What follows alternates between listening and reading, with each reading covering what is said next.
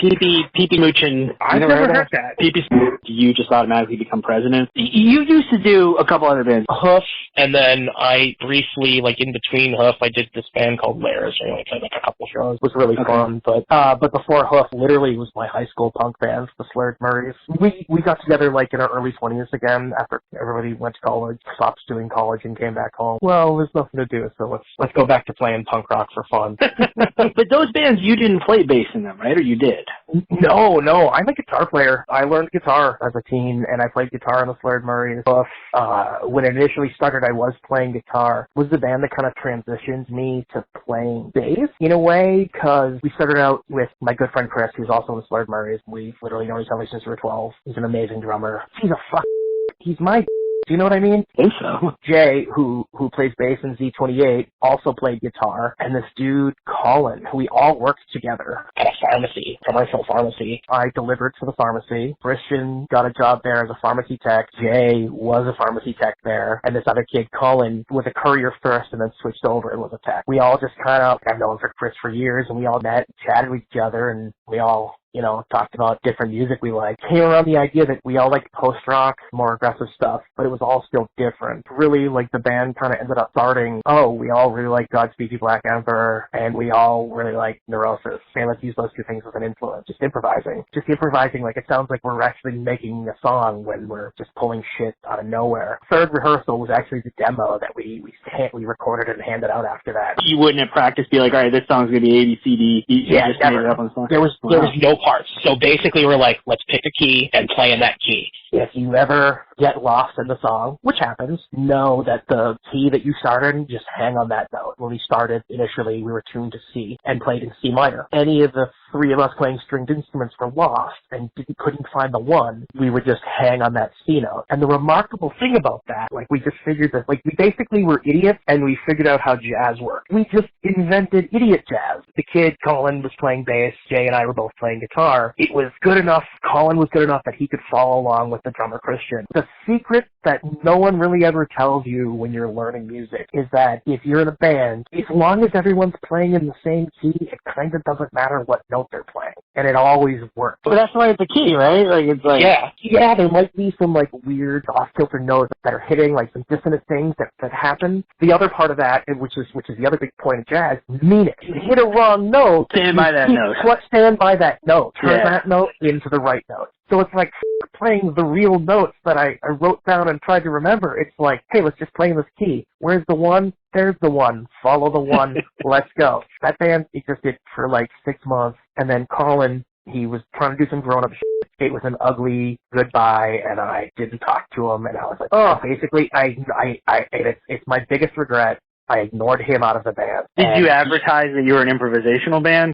No, we didn't really sell anything. We just started getting on these bills. A lot of people were surprised when they found out to play with our backs to the audience and kind of facing each other. And we preferred to play with, like, lights out because we were going for this big, mysterious, dark post-rock thing, and we all thought we were wicked and cool. We're like, no, we don't look at the audience. That's the other thing is, like, it's improvisational, so we can just kind of do whatever. Their practice isn't practicing to perfect something. Practice is just practice to get used to playing with each other. We would practice a ton. We ended up trying out a couple bass players, and no one could get it. They could play, and they could play to the drummer, but no one was able to lock into that one the way Colin was, which was unfortunate. And so, I mean, that's the burden of jazz, is that the whole thing about jazz is that you're selling the creativity, you're selling the emotion, you're selling the inspiration. Exactly. Yeah, because the notes are no longer part of the situation, they're just there. Right. When Colin left and we tried some people and it didn't work, what if we just continue as a three-piece? So that's when the idea came that, like, I had already amassed a bunch of gear at this point because I've always been a gear junkie. Jay bought himself a half stack for the band. Oh, we really don't need a bass player at this point. I kind of had to, like, change my playing style a little bit, and I ended up playing things more rhythmically, where Jay would end up playing more melodically and do, like, melodies over me locking in with Christian on the drums kind of forced me into the role of being a bass player slash guitar player at the same time. But even though I played guitar, all I wanted to do was turn the bass knob up and turn everything really loud and make my guitar sound like a bass. You build basses, right? You have a bass building company. I build both, guitars and basses. I have built myself multiple basses. I've built basses for a couple people. Most of the basses you see me play live, I've built. Just fucking once, man. You can't, man. It's too dark in the room. Behind.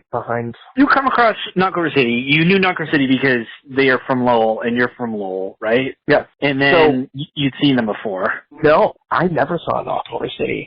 I met Joey, actually. Joey's band, Jack Burton, David Lopan, and Hoof played together. It was actually the very last Hoof gig. We played a show together, and that's when I met Joey. And so we just chatted, and we kind of, like, became friends after that show. And, you know, maybe a couple months later, he's like, hey, like, we should get together and write a crust punk record. I'm like, yeah, we should. So we did, and it was literally just, like, this once-in-a-while thing where we would get together, just try to, like, write really fast crust punk songs for fun. And, like, literally, like, we would get together, like, once a month, once every other month. Didn't that have a name? I think he told me about that one. So Resin is the name. Yeah. It took like a year to write literally 11 minutes worth of music. We did that and recorded it, never released it. It sat for like 5 years. While we were doing that, I met Nunzio through Joey. We were jamming with some other guys. The two of them, Joey had joined Nunzio to do Knock Over City. They were recording No Funeral. Joey gave me like some rough mixes of the recording. And I'm like, this is really f***ing good. Like, I really like this. Wasn't in a band, like a performing band for like 5 years or so. Knock Over City happened and I'm like, if you ever want a bass player to play live, I can play the bass. It just worked out. And so I went through and I kind of learned a bunch of those songs so we could play live. You are like the glue that holds that whole situation together. Like, Joey's got a very overt style. Nunzio, I mean, he started the band. And, it's him. It's all him. I'm literally just a bass player. That's it. That's it. But you're comfortable with that. I am. I give input where I feel like I should give input, but like it's Nunzio's band.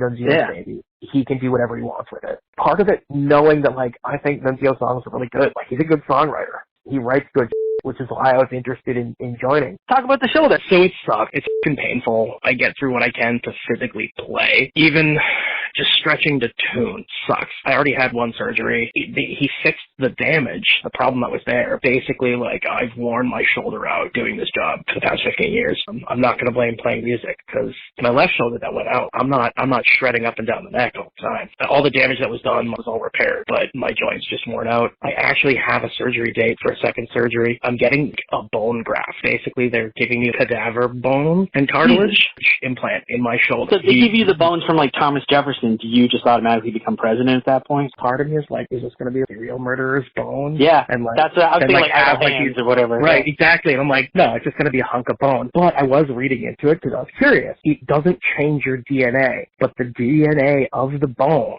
still stays the same. So I'll have this donor's DNA on this little piece of my shoulder, which is wild to me. If I were to take a DNA test, it would still be me, and it wouldn't change whatsoever. But if they were to take a DNA sample from the implant, that's different DNA.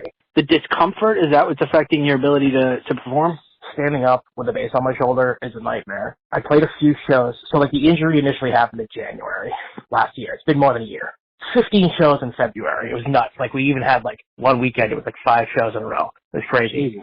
And then the last gig I did was when we played together with Drowning Man at the Zorba. And because that was literally, like, a week before the surgery or 2 weeks before my surgery, like, all of that was just a slog, like, pre-surgery.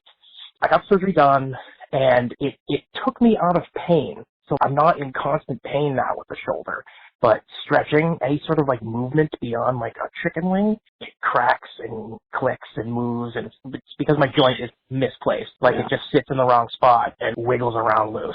My joints are in the wrong place. Was there something that happened when you were a kid that would cause all that? No. So my right shoulder has since gone out since I'm rehabbing so long with the left shoulder. So like now my right shoulder is just in constant pain. And I have no use of that too now.